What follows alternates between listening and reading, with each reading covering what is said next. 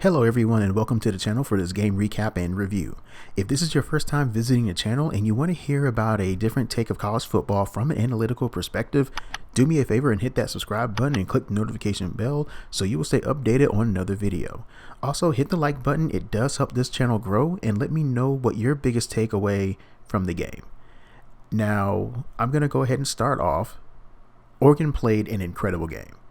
They proved me and a lot of people wrong who picked against them. They impressed me from a physicality standpoint. I thought they were the tougher team. This is not hyperbole in my opinion. It just felt like to me they were the tougher team on Saturday.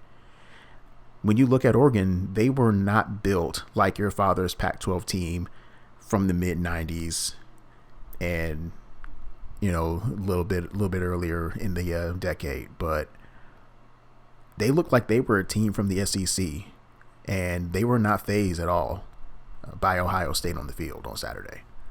I thought the first half for Oregon couldn't have gone any better for Oregon, and it couldn't have gone any worse for Ohio State. Anthony Brown was solid. CJ VERDELL had the running game going, and the defense did their job by confusing Stroud pre-snap, and they held the Bucks to 4 yards per carry. I thought Ohio State abandoned the run a little too early. The offensive line for Ohio State, they were averaging 2.94 line yards per carry, which is an elite mark. You want to stay between, if you're between 2.9 and above, your offensive line is elite, and they're definitely pushing the pile a lot. It wasn't like the Oregon defense was disruptive. They stopped 7% of Ohio State's carries at or behind the line of scrimmage. They had a havoc rate of 5%, and they generated 3 tackles for loss. If anything, the Oregon defense, they were just fundamentally sound. They just stayed in their gaps. It was a disciplined effort, and it was even more impressive they did it without 2 of their difference makers in Kayvon, Thibideaux, and Justin Flowe. And I talked about this in the game preview. One of the biggest keys for Oregon was going to be standard downs. By the fourth quarter, Oregon was at 53% success rate on standard downs. And when I did the preview, I said Oregon would have to be around 49 to 51%.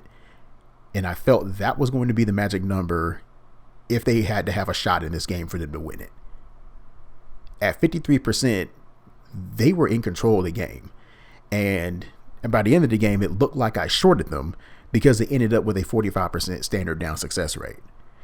That success rate on standard downs gave them the ability to convert third downs easily because it made sure they were ahead of the chains. They converted 50% of their third downs. It was like 8 out of 16.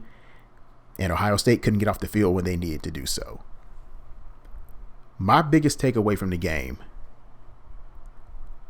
it baffles me that Ohio State kept this scheme for years. And nobody thought, well, maybe we should switch to something that doesn't require that we have a future all-pro at the edge like a Chase Young and solid cornerback play like a Jeff Okudah that would hold up against solid offenses. The lack of adjustments, the lack of not adjusting the personnel, and we saw this against Alabama in the national championship game where they stuck with the 4-4 stack against Alabama going 3 wide, and Devontae Smith is looking at this going, you guys really going to do this? Oh, well, okay. Well, your funeral. And Alabama they just shredded them. It was a coaching mismatch between Joe Moorhead, the offensive coordinator at Oregon, versus Kerry Coombs, who is getting absolutely roasted, who got roasted during the game and is getting skewered over the weekend.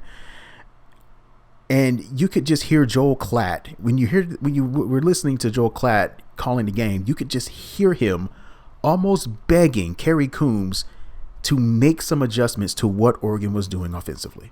To give an example, it was after Ohio State scored. It was 28-21. Oregon goes right down the field, and they're at a 3rd and 6 on the 21-yard line. Ohio State showed blitz. Then they backed off, and as soon as they backed off, it opened up the RPO. And it gave Oregon numbers to run the ball towards that short side.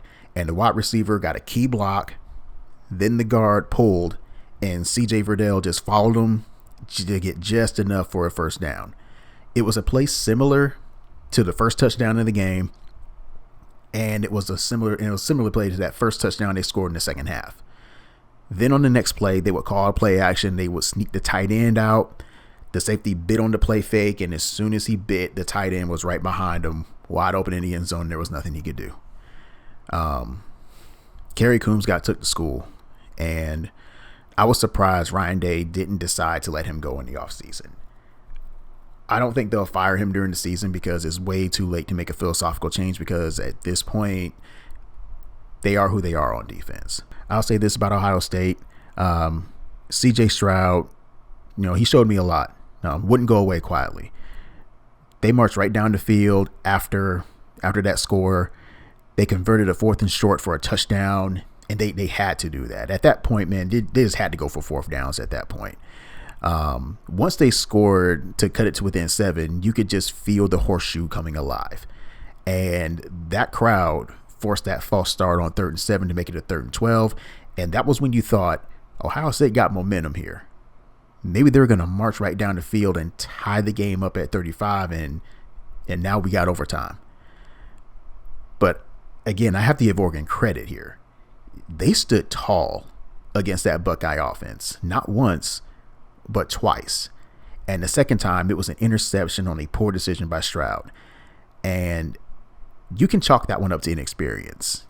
That was one where he should have thrown that one away on 3rd and 18. And I know for a fact, as soon as he looks over the tape with Ryan Day, he's just going to tell him, we can't have that here.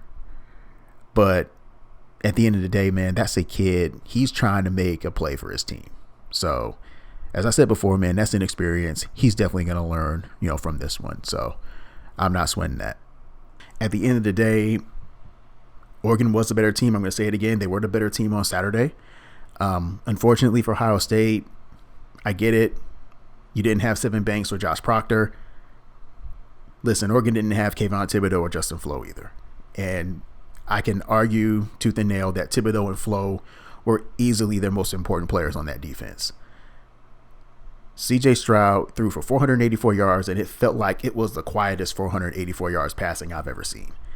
He had 9 yards per attempt, 3 touchdowns, the costly interception late, but he had 484 of Ohio State's 612 yards.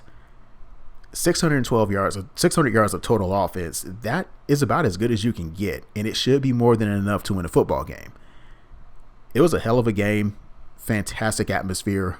Oregon made a statement, and at this point in the Pac-12, Oregon and UCLA, they're 1-2. That matchup in October is looking really good. For Ohio State, I don't think this changes their stance in the Big Ten. They got a lot of work to do, starting with Tulsa this week, and then you have one of the worst teams in football, Akron, the following week. They got 2 opportunities to get their mojo back right before they start conference play. And with that being said, that is a wrap for this recap.